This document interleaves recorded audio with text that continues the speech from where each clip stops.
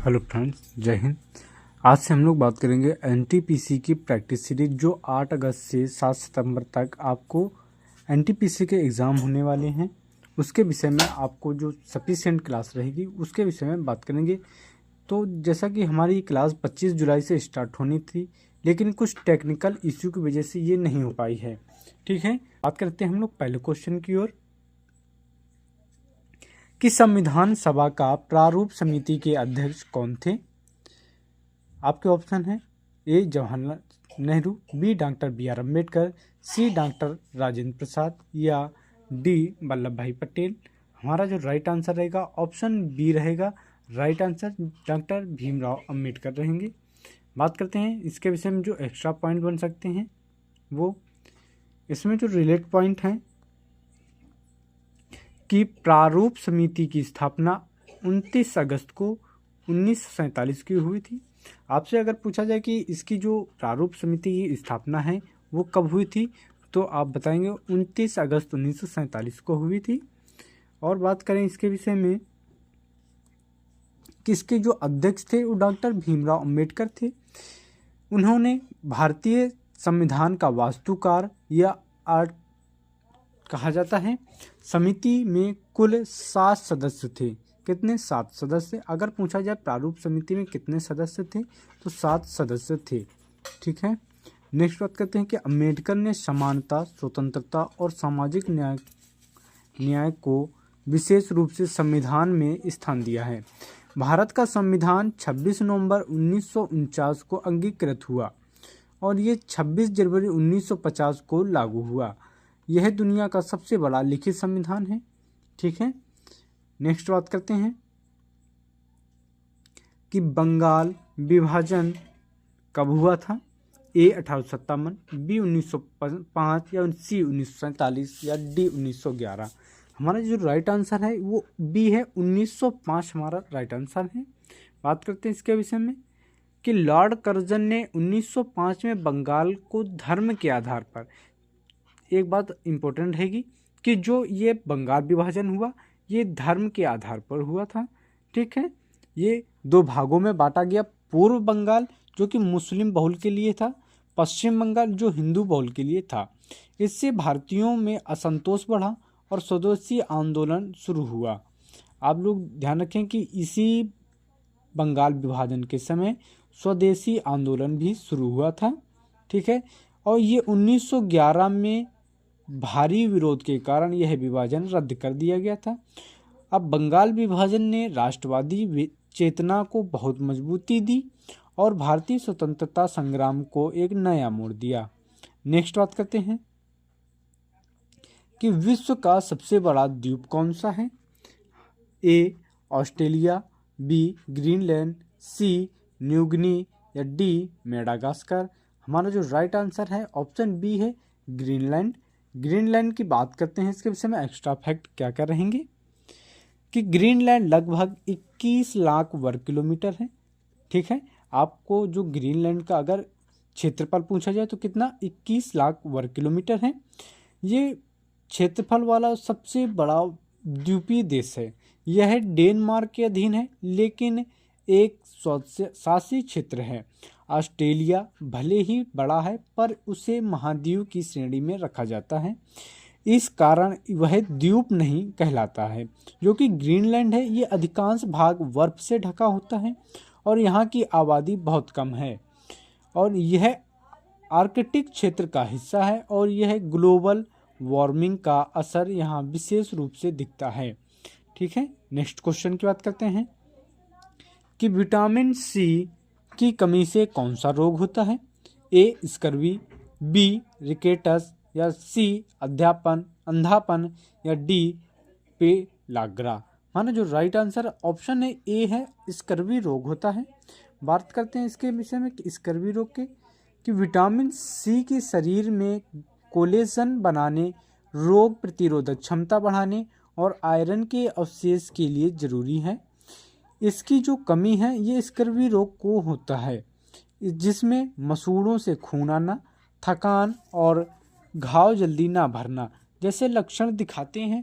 आंवला, नींबू, संतरा, अमरूद और हरी मिर्च इसके अच्छे स्रोत हैं। स्कर भी पुराने समय में समुद्री यात्रियों में आम था, क्योंकि उन्हें लंबे समय तक ताजे फल सब्जियां नहीं मिलते थे। नेक्स्ट क्वेश्चन कि भारत की सबसे बड़ी जनजाति कौन सी है? ए संथाल, बी गोंड, या सी भील, या डी टोंडा। हमारे जो right answer option C Bhil है। बात करें कि भील जनजाति भारत की सबसे बड़ी जनजाति है और मुख्य रूप से यह मध्य प्रदेश में है। कहाँ? अगर बात करें कि ये जो भील जनजाति कहाँ? मध्य प्रदेश, गुजरात, राजस्थान और महाराष्ट्र में निवास करती है। इसकी पारंपरिक जीवन शैली शिकार और खेती पर आधारित है। ये धनुष बाण के निपुण होते हैं और भील विद्रोह 1857 के पहले के लिए भी जाना जाता है। ध्यान दें कि 1857 का जो विद्रोह था सिपाही विद्रोह, इसके अलावा जो एक और विद्रोह था वो कौन था? वो भील विद्रोह था। ठीक है, आप लोग इसको जरूर याद रखेंगे। ठीक है, बात करें कि यह भारतीय संविधान में अनुसूचित जनजातियों को विशेष अधिकार दिए गए हैं और भील जनजाति कई सरकारी योजनाओं का लाभ लेती हैं। नेक्स्ट क्वेश्चन, भारत का पहला उपग्रह कौन सा है? आर्यभट्ट, भास्कर, इनसैट या रोहिणी। हमारा जो राइट आंसर है ऑप्शन ए आर्यभट्ट है। आर्यभट्ट भारत का पहला उपग्रह था जिसे 19 अप्रैल 1975 को सोवियत संघ रूस ने लॉन्च किया था। इसका नाम प्राचीन भारतीय गणितज्ञ आर्यभट्ट के नाम पर रखा गया है। इसे इसरो ने डिज़ाइन किया है और इसका उद्देश्य वैज्ञानिक प्रयोग, एक्सरे, सौर विकिरण और मौसम संबंधी आंकड़े एकत्र करना था। यह भारत की आंतरिक यात्रा की नींव था और इसरो की क्षमता को विश्व स्तर पर स्थापित किया। नेक्स्ट क्वेश्चन, किस भारतीय राज्य की तटरेखा सबसे लंबी है? ए केरल, बी आंध्र प्रदेश, सी गुजरात, डी तमिलनाडु। हमारा जो राइट आंसर है ऑप्शन सी गुजरात है। गुजरात की तटरेखा भारत की सबसे लंबी तटरेखा है जो लगभग 1600 किलोमीटर है। जो बात करें कि ये गुजरात की कितनी लंबाई है तो 1600 किलोमीटर है। यह राज्य खंबात की खाड़ी को कच्छ खाड़ी से घिरा है। गुजरात का समुद्री व्यापार ऐतिहासिक रूप से बहुत पुराना है। यहाँ कांडला, मुद्रा जैसे बंदरगाह हैं जो भारत के प्रमुख व्यापारिक केंद्र। तटवर्ती क्षेत्र के कारण यहाँ समुद्री पारिस्थितिकी और पर्यटन भी प्रमुख हैं। इसके अलावा समुद्री लवण उत्पादन में गुजरात अग्रणी है। नेक्स्ट क्वेश्चन, पंचायती राज व्यवस्था की शुरुआत किस राज्य में हुई थी? ए गुजरात, बी राजस्थान, सी उत्तर प्रदेश या डी पंजाब में। हमारा जो राइट आंसर ऑप्शन बी है राजस्थान में। बात करें कि पंचायती राज प्रणाली शुरुआत हुई जो भारत में 2 अक्टूबर 1959 को हुई। कहाँ? राजस्थान में।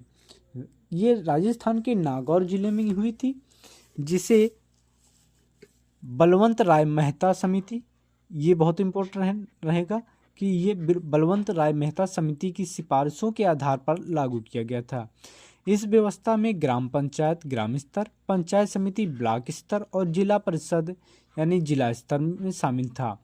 यह भारत में स्थानीय स्वशासन सशक्त बनाने की दिशा में एक ऐतिहासिक कदम था और ग्रामीण विकास की रीढ़ बन चुका था। नेक्स्ट बात करते हैं कि अंतरिक्ष में जाने वाली पहली महिला कौन थी? तो कल्पना चावला, वैलेंटीना तेरेस्कोवा, सी सुनीता विलियम्स या डी सैली राइट्स। हमारा जो राइट आंसर है ऑप्शन बी है। कौन सा? ऑप्शन बी वैलेंटीना तेरेस्कोवा है। वैलेंटीना तेरेस्कोवा सोवियत संघ की अंतरिक्ष यात्री हैं। कहाँ की? सोवियत संघ की अंतरिक्ष यात्री हैं जिन्होंने 1963 में 1963 में वोस्तोक 6 यान से उड़ान भरकर अंतरिक्ष में जाने वाली पहली महिला बनी। यह मिशन लगभग 3 दिन चला और उन्होंने पृथ्वी की 48 बार परिक्रमा की। उस समय वह केवल 26 वर्ष की थीं। यह घटना महिलाओं की भूमिका को विज्ञान और प्रौद्योगिकी में स्थापित करने में मील का पत्थर भी साबित हुआ। जो भारत की कल्पना चावला व अमेरिकी की सैली राइड बाद में अंतरिक्ष बनी है। ठीक है, नेक्स्ट बात करते हैं। नेक्स्ट क्वेश्चन और लास्ट क्वेश्चन रहेगा कि भारत का सबसे ऊंचा जलप्रपात कौन सा है? ए जोग, बी दूधसागर, सी नोहकलिकाई या डी भेड़ाघाट। हमारा जो राइट आंसर है वो ऑप्शन सी है, नोहकलाई है। नोहकलिकाई जलप्रपात मेघालय के चेरापूंजी क्षेत्र में स्थित है। इसकी ऊंचाई लगभग कितनी 1115 फीट है। कितनी 1115 फीट है, यानी कि 340 मीटर है, जो इसे भारत का सबसे ऊंचा जलप्रपात बनाता है। इसका नाम एक लोक कथा से जुड़ा है, जिसमें लिकाई नाम से एक महिला का दर्दनाक अंत बताया गया है। यह जलप्रपात वर्षा ऋतु में बेहद सुंदर दिखता है और पर्यटक स्थलों के लिए आकर्षण का केंद्र है। चेरापूंजी विश्व का सबसे अधिक वर्षा वाला क्षेत्रों में से एक है। कौन सा? चेरापूंजी, जो कहाँ? मेघालय में स्थित है। मेघालय में स्थित है। ये हो गए हमारे एनटीपीसी के प्रैक्टिस सेट की बात करें तो ये हो गए 10 क्वेश्चन। 10 क्वेश्चन में आपको मिलेंगे शाम तक। मिलते हैं नेक्स्ट वीडियो में।